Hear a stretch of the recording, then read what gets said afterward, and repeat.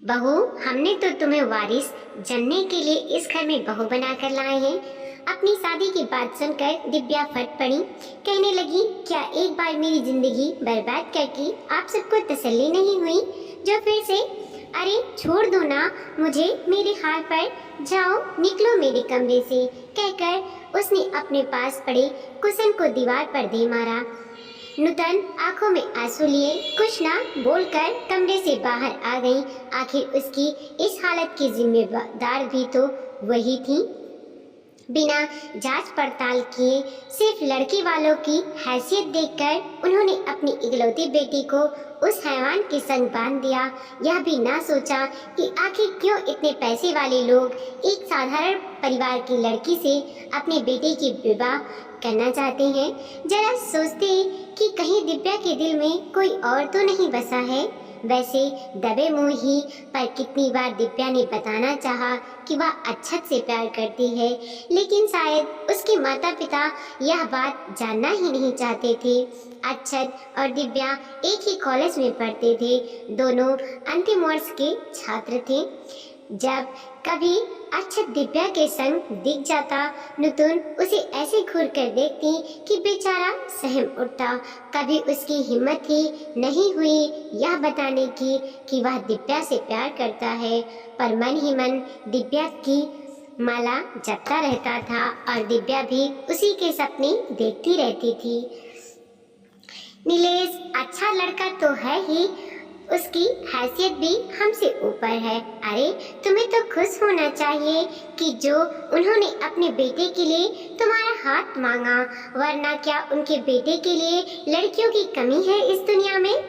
दिव्या के पिता मनोहर ने उसे समझाते हुए कहा था, पर एक बार भी यह जानने की कोशिश नहीं की कि दिव्या के मन में इस शादी के लिए तैयार है या भी नहीं। माँ बाप की मर्जी और समाज में उनकी नाक ऊंची रहे यह सोचकर भारी मन से ही सही, पर दिव्या ने इस रिश्ते के लिए हामी भर दी। वह कभी नहीं चाहेगी कि उसके कारण उसके माता पिता दुखी हों। कहने को तो लड़के वाले बहुत पैसे वाले थे, लेकिन फिर भी उन्होंने मुंह मांगा दहेज पाया। अब हमारी एक ही तो बेटी है, हमारे बाद जो भी है सब उसका ही है, तो फिर क्या हर्ज है, अभी दें या बाद में? यह सोचकर मनोहर और नूतन उसकी हर डिमांड पूरी करते रहे, पर उनमें तो संतोष नाम की चीज ही नहीं थी। अपने नाते रिश्तेदार को वो यह कहते अघाते रहे थे कि उनकी बेटी इतने बड़े घर में ब्याह रही है। लोग भी सुनकर कहते कि भाई मनोहर ने तो इतने बड़े घर में अपनी बेटी का ब्याह करके गंगा नहा ली। दिल पर पत्थर रखकर दिव्या भी अपने प्यार को भुलाकर ससुराल चल पड़ी। विदाई के वक्त उसने देखा एक कोने में खड़ा अक्षत अपने आंसू पोंछ रहा था। ससुराल पहुंचने पर नववधू का बहुत स्वागत हुआ। छुई मुई सी घूंघट काढ़े हर दुल्हन की तरह वह भी अपने पति का इंतजार कर रही थी। वह आया तो दिव्या का दिल धड़का और फिर संभाला भी, लेकिन जरा सोचिए क्या बीती होगी उस लड़की पर जिसकी पहली रात पर उसका पति यह बोले कि वह उसके साथ संबंध बनाने में सक्षम नहीं है और वह इस बात के लिए उसे माफ कर दे। सुन के थक रह गया दिव्या का कलेजा। आखिर क्या बीती होगी उसके दिल पर जब उसे यह पता चला कि उसका पति नामर्द है और धोखे में रखकर उसने उससे ब्याह लिया। पर क्यों जानबूझकर उसके साथ ऐसा किया गया? क्यों उसे और उसके परिवार को धोखे में रखा गया? यह सवाल जब उसने अपने पति से पूछा तो कोई जवाब ना देकर वह कमरे से बाहर चला गया। दिव्या की पूरी रात सिसकते सिसकते ही बीती। उसकी पहली रात एक काली रात में बंद कर रह गई। सुबह नहा धोकर उसने अपने बड़ों को प्रणाम किया और जो भी बाकी बची रस्में थीं उसे निभाया। उसने सोचा कि रात वाली बात वह अपनी सास को बताए और पूछे कि क्यों उसके जीवन के साथ खिलवाड़ किया गया। लेकिन उसकी जुबान ही नहीं खुली यह कहने को। कुछ समझ नहीं आ रहा था उसे कि करे तो क्या करे, क्योंकि रिसेप्शन पर भी सब लोगों के सामने नीलेश उसके साथ ऐसा बिहेव कर रहा था जैसे उनकी पहली रात बहुत मज़ेदार रही। हंस हंस कर वह अपने दोस्तों को कुछ बता रहा था और वो चटकारे ले लेकर सुन रहे थे। दिव्या समझ गई कि शायद उसके घर वालों को नीलेश के बारे में कुछ पता ना हो। उन सबको भी उसने धोखे में रखा होगा। पग फेरे पर जब मनोहर जी उसे लिवाने आए और पूछने पर कि वह अपनी ससुराल में खुश है, दिव्या खून का घूंट पीकर रह गई। फिर उसने वही जवाब दिया जिससे मनोहर और नुतुन को तसल्ली हो। एक अच्छे पति की तरह नीलेश उसे उसके मायके से लिवाने भी आ गया। पूरे सम्मान के साथ उसने अपने सास ससुर के पांव छुए और कहा कि वो दिव्या की बिल्कुल चिंता ना करें, क्योंकि अब वह उनकी जिम्मेदारी है। धन्य हो गए थे मनोहर और नुतुन संस्कारी दामाद पाकर। लेकिन उन्हें क्या पता कि सच्चाई क्या है। वह तो बस दिव्या ही जानती थी और अंदर ही अंदर जल रही थी। दिव्या को अपने ससुराल आए हफ्ते से ऊपर का समय हो चुका था, पर इतने दिनों में एक बार भी नीलेश ना तो उसके करीब आया ना ही प्यार के दो बोल बोले। हैरान थी वह कि आखिर उसके साथ हो क्या रहा है और वह चुप क्यों है। बता क्यों नहीं देती सबको कि नीलेश ने उसके साथ धोखा किया है। लेकिन किससे कहे और क्या कहे, सोचकर वह चुप हो जाती। एक रात नींद में ही दिव्या को लगा कि कोई उसके पीछे साया है। शायद नीलेश है उसे लगा, लेकिन जिस तरह से वह इंसान उसके शरीर पर अपना हाथ फेर रहा था उसे शंका हुई। जब उसने लाइट जलाकर देखा तो स्तब्ध रह गई, क्योंकि वह नीलेश नहीं बल्कि उसका पिता था जो आधे कपड़े में उसके बेड पर पड़ा उसे गंदी नजरों से घूर रहा था। आप यहाँ मेरे कमरे में क्या कर रहे हैं पिताजी, कहकर वह अपने कपड़े ठीक करने लगी। लेकिन जरा उसका ढीठपन तो देखो, उसने तो दिव्या को खींचकर अपनी बाहों में भर लिया और उसके साथ जबरदस्ती करने की कोशिश करने लगा। दिव्या को अपनी ही आंखों पर विश्वास नहीं हो रहा था कि उसका ससुर ही उसके साथ। मैं आपकी बहू हूँ, फिर आप कैसे मेरे साथ, वह डर के मारे हकलाती हुई बोली। बहू, ठहाके मारकर हंसते हुए वह बोले, क्या तुम्हें पता नहीं है कि तुम्हें मुझसे ही वारिस पैदा करना है और इसलिए ही तो हम तुम्हें इस घर में बहू बनाकर लाए हैं। सुनकर दिव्या को लगा जैसे किसी ने उसके कानों में पिघला शीशा डाल दिया हो। वह कहने लगी, यह कैसी पागलों सी बातें कर रहे हैं आप, क्या शर्म हया बेच खाई है। पर वह कहाँ कुछ सुनने समझने वाला था। फिर उसने दिव्या के ऊपर झपट मारा, लेकिन उसने अपने आप को उस दरिंदे से बचाने के लिए जैसे ही दरवाजा खोला, सामने ही नीलेश और उसकी माँ खड़े मिले। घबराकर वह अपनी सास से लिपट गई और रोते हुए कहने लगी कि कैसे उसके ससुर उसके साथ जबरदस्ती करना चाह रहे हैं। उसे बचा ले, बहुत हो चुका यह चूहे बिल्ली का खेल।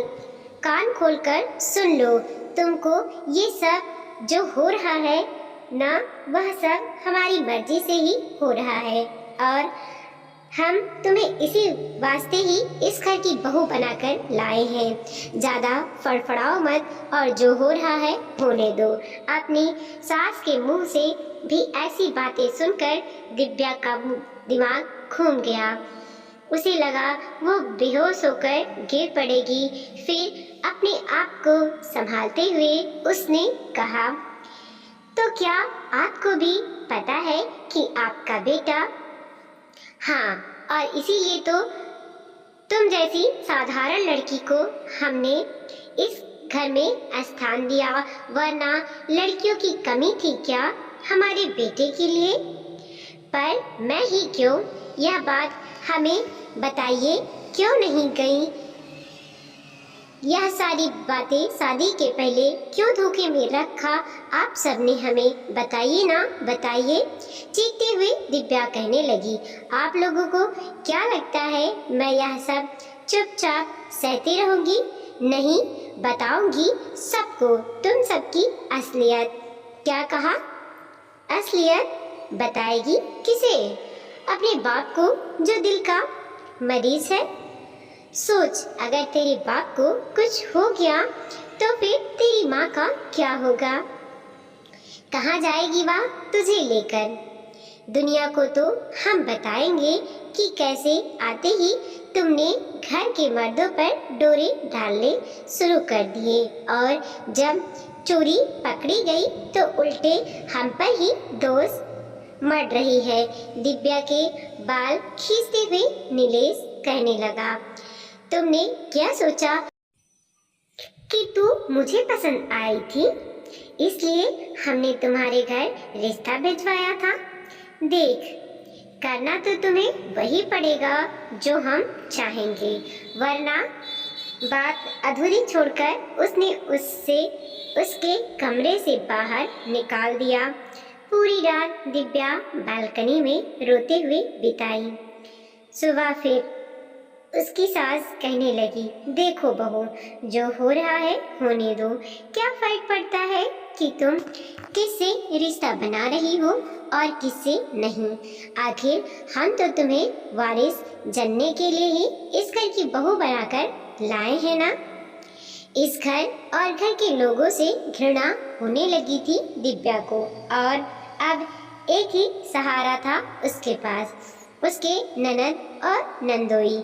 अब वही थे जो उसे इस नर्क से आज़ाद करा सकते थे। लेकिन जब उनके मुंह से भी वही बातें सुनी तो उसके होश उड़ गए। वह समझ गई कि उसकी शादी एक साजिश के तहत हुई है। 3 महीने हो चुके थे उसकी शादी को। इन 3 महीनों में एक दिन भी ऐसा नहीं गया जब दिव्या ने आंसू ना बहाए हों। उसका ससुर जिस तरह से उसे गिद्ध दृष्टि से देखता था वह सहर उठती थी। किसी तरह अब तक वह अपने आप को उस दरिंदे से बचाए थी। इस बीच जब भी मनोहर जी अपनी बेटी को लिवाने आते तो वो लोग यह कहकर उसे जाने से रोक देते कि अब उसके बिना यह घर नहीं चल सकता। उनके कहने का मतलब था कि वो लोग दिव्या को बहुत प्यार करते हैं, इसलिए उसे कहीं नहीं देने जाना चाहते हैं। मन ही मन खुद से झूम उठते मनोहर यह सोचकर कि उनकी बेटी का उस घर में कितना सम्मान हो रहा है, लेकिन असलियत से वो वाकिफ नहीं थे कि उनकी बेटी के साथ इस घर में क्या क्या हो रहा है। दिव्या भी अपने पिता के स्वास्थ्य के साथ कोई समझौता नहीं करना चाहती थी, इसलिए चुप थी। लेकिन उस रात तो हद हो गई जब उसे उसके ससुर के साथ एक कमरे में बंद कर दिया गया। वह चिल्लाती रही पर किसी ने दरवाजा नहीं खोला। क्या करती बेचारी उठकर फूलदान उस दरिंदे के सिर पर दे मारा, और जब उसके चिल्लाने की आवाज़ से वो सब कमरे में आए तो वह सबकी नजरों से बचकर घर से भाग निकली। अपनी बेटी को यूं अचानक अकेले और बदहवास अवस्था में देखकर मनोहर और नितुन हैरान रह गए। फिर जब उन्हें पूरी बात का पता चली तो जैसे उनके पैरों के तले से जमीन ही खिसक गई। अनन फनन में वो अपनी बेटी की ससुराल पहुंच गए और जब उन्होंने उनसे अपनी बेटी के जुल्मों का हिसाब मांगा और कहा कि क्यों उन्होंने उन्हें धोखे में रखा, तो वो उल्टे कहने लगे कि ऐसी कोई बात नहीं है, उन्होंने ही अपनी पागल बेटी को उनके बेटे के पल्ले बांध लिया। धोखा तो उनके साथ हुआ है। अच्छा तो फिर ठीक है, आप अपने बेटे की जांच करवाइए कि वह नपुंसक है या नहीं, और मैं भी अपनी बेटी की दिमागी जांच करवाता हूँ। फिर तो दूध का दूध और पानी का पानी हो जाएगा ना। तुम लोग क्या समझे कि हम चुप बैठ जाएंगे? नहीं, इस भ्रम में मत रहना। तुम सब ने अब तक मेरी शालीनता देखी है, पर अब मैं तुम्हें दिखाऊंगा कि मैं क्या कर सकता हूँ। चाहे दुनिया की सबसे बड़ी से बड़ी अदालत में ही क्यों ना जाना पड़े हमें, पर छोड़ूंगा नहीं तुम सबको।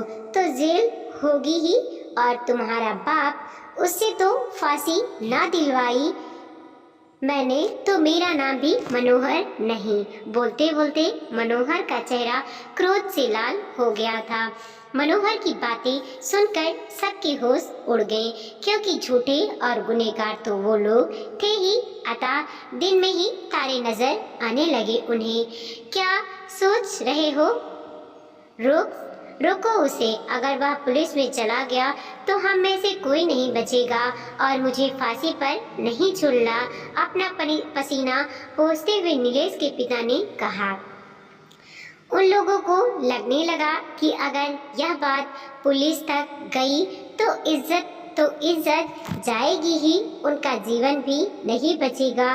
बहुत गिड़गिड़ाने पर भी वो चाहे उनसे ले जितनी मर्जी थप्पड़ मार ले, पर पुलिस में ना जाए, कहीं पुलिस कानून के चक्कर में उनकी बेटी का भविष्य और ना बिगड़ जाए। यह सोचकर मनोहर को भी यही सही लगा, लेकिन उन्होंने उनके सामने यह शर्त रखी कि नीलेश दिव्या को जल्द से जल्द तलाक देकर उसे आज़ाद कर दे।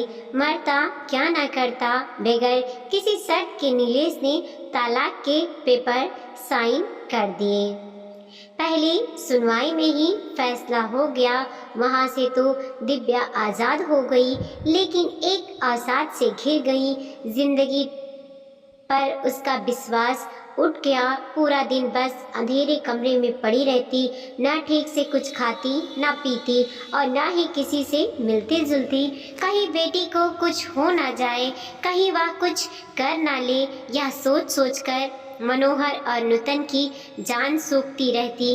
बेटी की इस हालत का दोषी वो खुद को ही मानने लगे थे। कुछ समझ नहीं आ रहा था उन्हें कि क्या करें। जो फिर से दिव्या पहले की तरह हंसने खिलखिलाने लगे, अपनी जिंदगी से उसे प्यार हो जाए। दिव्या बेटा देखो तो कौन आया है, उसकी माँ ने लाइट ऑन करते हुए कहा। तो उसने नज़र उठाकर देखा तो उसकी आंखें चौंधिया गई। हमेशा अंधेरों में रहने और एकाएक लाइट आंखों पर पड़ने के कारण उसे सही से कुछ नहीं दिख रहा था, पर जब उसने गौर से देखा तो देखती रह गई। अक्षत होले से उसके मुंह से निकला। नितुन और मनोहर जानते थे कि कभी दिव्या और अक्षत एक दूसरे से प्यार करते थे, पर कह नहीं पाए। शायद उन्हें बोलने का मौका ही नहीं दिया, और खुद ही वो उसकी जिंदगी का फैसला कर बैठे। लेकिन अब अक्षत ही उनकी बेटी के होठों पर मुस्कान बिखेर सकता है। वही है जो जिंदगी भर दिव्या का साथ निभा सकता है। यह सोचकर उन्होंने अक्षत को उसके सामने लाकर खड़ा कर दिया। बहुत संकुचाहट के बाद अक्षत ने पूछा, कैसी हो दिव्या? मगर उसने कोई जवाब नहीं दिया। लगता है मुझे भूल गई। अरे मैं अक्षत हूँ अक्षत, अब याद आया, उसने उसे हंसाने के इरादे से कहा, पर फिर भी उसने कोई जवाब नहीं दिया। धीरे धीरे अक्षत उसे पुरानी बातें, कॉलेज के दिनों की याद दिलाने लगा। कहने लगा कि कैसे वो दोनों सबकी नज़रों से बचकर रोज मिलते थे, कैसे कैंटीन में बैठकर कॉफी पीते थे। अक्षत उसे उसके दुख भरे अतीत से बाहर लाने की कोशिश कर रहा था, पर दिव्या थी कि बस सुनने में ही देखे जा रही थी। दिव्या की ऐसी हालत देखकर अक्षत की आंखों में भी आंसू आ गए। कहने लगा, आखिर तुम्हारी क्या गलती है दिव्या, जो तुमने अपने आप को इस काल कोठरी में बंद कर रखा है? ऐसा करके क्यों खुद को सजा दे रही हो? क्या अंधेरे में बैठने से तुम्हारी समस्या हल हो जाएगी, या जिसने तुम्हारे साथ गलत किया उसे सजा मिल जाएगी? बोलो। तो मैं क्या करूं अक्षत, क्या करूं मैंने तो वही किया ना जो मेरे मम्मी पापा ने चाहा, फिर क्या मिला मुझे? अपने आंसू पोंछते हुए दिव्या कहने लगी। उसकी बातें सुनकर के नितुन की फफक पड़कर रोने लगी। दिव्या का हाथ अपने दोनों हथेलियों में दबाकर अक्षत कहने लगा, ठीक है, कभी कभी हमसे गलतियां हो जाती हैं, लेकिन इसका यह मतलब तो नहीं है कि हम उन्हीं गलतियों को लेकर अपने जीवन को नर्क बनाते रहें। जिंदगी हमसे यही चाहती है कि हम अपने उजाले खुद तय करें और उन पर यकीन रखें। Just believe and win. अवसाद और तनाव के अंधेरे को हटाकर जीवन को खुशहाल के उजाले में से भरना कोई कठिन काम नहीं है, बशर्ते हम में बीती बातों को भुलाने की क्षमता हो। दिव्या, एक डर आ गया है तुम्हारे अंदर, उस डर को तुम्हें बाहर निकालना होगा। क्या तुम्हें अपने माता पिता की फिक्र नहीं है कि उनके ऊपर क्या बीती होगी तुम्हारी ऐसी हालत देखकर? अरे उन्होंने तो तुम्हारा भला ही चाहा था ना। अपने लिए, अपने माता पिता के लिए तुम्हें इस गंधाते अंधेरे से निकलना ही होगा दिव्या। अक्षत की बातों का कुछ कुछ असर होने लगा था दिव्या पर। कहने लगी, हम अपनी खुशियाँ, अपनी पहचान, अपना सम्मान दूसरों से मांगने लगते हैं। ऐसा क्यों होता है अक्षत? क्योंकि हमें अपनी शक्ति का एहसास नहीं होता। अपनी आंखें खोलकर देखो गौर से, तुम्हारे सामने तुम्हारी मंजिल है। अक्षत की बातों ने उसे नज़र उठाकर देखने पर मजबूर कर दिया, जैसे वह कह रहा हो कि दिव्या, आज भी मैं उसी राह पर खड़ा हूँ, तुम्हारा इंतज़ार कर रहा हूँ जहाँ तुम मुझे छोड़कर चली गई थी। बस तुम्हारी हाँ का देर है दिव्या, फिर देखो कैसे मैं तुम्हारी जिंदगी खुशियों से भर दूंगा। अक्षत के सीने से लगकर दिव्या बिलक कर रो पड़ी, जैसे सालों का गुब्बारा निकल रहा हो उसकी आंखों से बहकर। अक्षत ने भी उसे रोने दिया ताकि उसके सारे दर्द, दुख उन आंसुओं के सहारे बाहर निकल जाएं और वह अपने डरावने अतीत से बाहर निकल सके। बाहर खड़े मनोहर और नितिन की आंखों से भी अविरल आंसू बहे जा रहे थे, पर आज ये खुशी के आंसू थे। वीडियो को लाइक कीजिए, कमेंट कीजिए और अपने दोस्तों के साथ ज़रूर शेयर कीजिए। चैनल पे नए हैं प्लीज़ सब्सक्राइब कीजिए।